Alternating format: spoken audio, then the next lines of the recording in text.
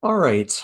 Today, as part of the futures course, we're going to get into the nitty-gritty of EV, what EV is as a concept, how it applies to trading, how to center your thinking around this concept. It's a pretty important one. Let's get into it. So as always, this is not financial advice. I'm not a licensed financial advisor. Nothing here is telling you what to do with your money. It's purely for educational purposes. So what is EV expected value as a concept? To get the juices flowing, I'm going to start out with a non-trading example, one that might be close to home for a lot of us. In this example, you are the manager at a McDonald's. And as the manager of this McDonald's location, you have the choice between hiring on one of two possible line cooks. The first is John. So John works for a wage of 11.50 per hour. He never takes breaks. He cooks 30 hamburger patties per hour of work. The second choice is Zeke. He works for 9.50 per hour, and he often takes breaks to go outside and vape. Because of this habit, half of the time he cooks nothing at all. Half the time he cooks 50 hamburger patties per hour. And he's fast when he comes back because he's got that nicotine buzz. For simplification purposes, this location always has a line, so customers will always buy all the finished burgers right away. It also has an unlimited supply of patties that are ready to cook as fast as the cook can cook them. After all material and shipping costs are accounted for, each sold hamburger patty makes the store a profit of $1. Based on this example, is John or Zeke the better hire? What is the hourly expected value for the store of hiring each? So this should look a good bit like eighth grade ma math. If it does, there's a reason for it because that's about the level, we're working at and need to be able to work at to do this kind of stuff. So the first option, John, he works for 11.50 per hour, never takes breaks, and cooks 30 hamburger patties per hour of work. So the hourly expected value of hiring John can be, um, worked out to be 30 hamburger patties times $1 each, which is $30. And then we subtract his hourly wage of 11.50 from that. And we find that he ends up making the store $18.50 per hour that he's at work. The second choice, Zeke, he works for $9.50 per hour and he takes breaks often to vape. So half the time he doesn't cook anything and the other half he cooks 50 hamburger patties per hour. So his expected value can be written out as an equation. So it's 50% times 50 times $1. So half the time he makes 50 hamburger patties that are worth $1 each. And then to that we're going to add 50% times 0 times $1, which is 0 because half the time he doesn't cook anything at all. Then we're going to subtract his hourly wage of 9.50 from what we get here. And this can be simplified down to $25. So half the time he makes $50 an hour, which is the same thing as making $25 every hour.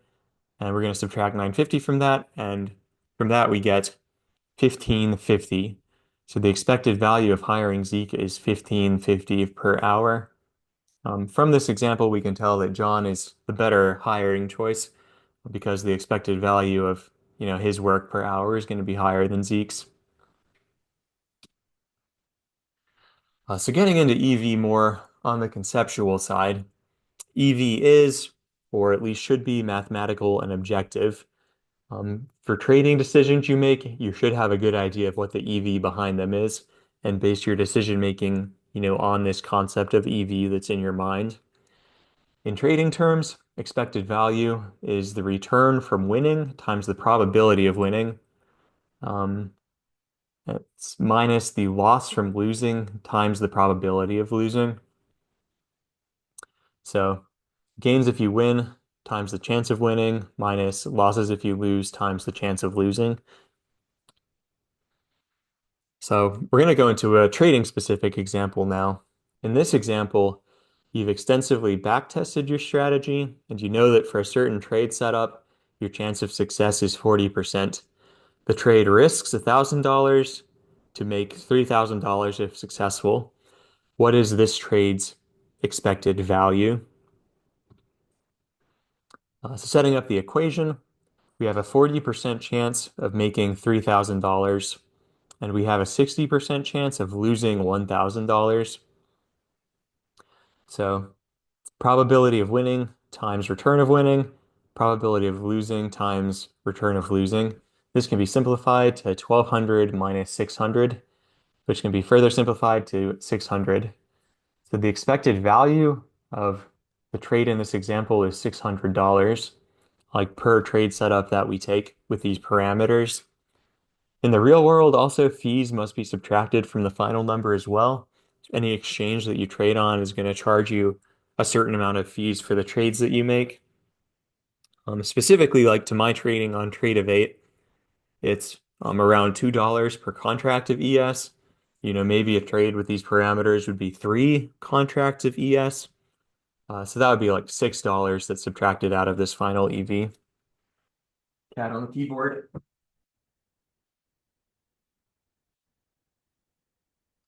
Um, so more on the conceptual side, a positive EV indicates that a decision will be profitable over time, while a negative EV suggests that a decision will lose money on average. That should be pretty intuitive. Like if, our loss from losing times our probability of losing is higher than our win from winning times our probability of winning, we're going to lose money. And thinking based on EV encourages a disciplined approach where decisions are made based on mathematical expectation rather than immediate outcomes. As traders, this EV concept is paramount to what it is that we do. And it's very key to, have this concept solidly down to apply it to your trades to know if you're, trading in a way that's likely to generate value over time. So more on that note, the financial returns of trades doesn't matter and is a distraction. In so much as, EV is the thing that we're trying to print over time as traders. Our goal is to print this currency of EV and, the financial returns, in an immediate sense don't matter next to that goal. If you print EV over time, you will make financial gains. Mathematically, it's impossible if you run a positive EV scenario to not eventually go into the positive. At this stage, we're not even concerned with money, even as a secondary goal after, taking these positive EV trades. The goal right now, you print EV over time, and that translates into a percentage gain on your portfolio. So you take trades that are positive EV, you do this a lot, and this makes your portfolio go up. And that's the name of the game for all intents and purposes right now. So this concept of EV, really cementing it in your brain will help you to make decisions that are statistically likely to be profitable over the long run. And having this solid foundation will make you more tolerant to short-term variance and losses. So, if I took that trade in the earlier example, 60% chance to lose $1,000, 40% chance to make $3,000. The most likely outcome is I'm going to lose $1,000 from taking that trade. And whenever I'm engaging in this trade and setting it up and, hitting that buy or sell button, I'm acknowledging that the most likely outcome is that I'm going to lose $1,000. But mathematically, taking this trade is the right thing to do. And over time, if I stack these trades up, I'm going to make money and my portfolio is going to go up because I'm going to be hitting those, 40% chances to win. And you don't need to hit every single trade to be profitable. You don't even need to hit half of your trades to be profitable. And this mindset encourages outcome independent thinking, which is really if you had to boil down all the concepts in this video, outcome independent thinking would be the main takeaway. So, I put this in big letters. Outcome independent thinking is what makes you not a scrub. So if you take a trade and you lose money, and you're like, oh, this was a bad trade. Oh, I'm a bad trader. Oh, I'm getting discouraged, and oh, I'm going to stop. It could be that you haven't back tested your strategy, your trading system enough. Could be that you are a bad trader, or it could be that you're a good trader and you're supposed to lose trades. So separating yourself from the outcome of the trade, um, and just concentrating on taking setups that are, mathematically likely to print you money. That's the name of the game. And if you just trade based on your profit and losses, that leads to bad trading habits and makes you a poor trader, unfortunately. So divorcing yourself from the immediate returns of the process and, trusting like what you know mathematically and statistically based on what you're doing over time, is what will make you a good trader and make you successful in this field. And, in life in general, this mindset, translates to a lot of beneficial life skills. You get into a relationship, you do everything that you should do, and the relationship fails. Doesn't mean that you're, a person who's bad at relationships or you did anything wrong. Sometimes in life things just don't work out. And, those are life lessons that all of us get to at some point or another. But if you keep like seeking out relationships with other people and keep making good choices and putting your best foot forward and taking proper care of yourself, um, statistically, eventually you're going to have relationships that are good and beneficial and do work out. So, in the same way that, being in one bad relationship as a teenager doesn't mean you should never engage in relationships again as an adult or, it's something to stay away from in life. Losing a trade as a young trader starting out doesn't mean that you're doing things wrong and should be discouraged and stop trading because losing is part of the process. There's an aspect of refinement that goes in.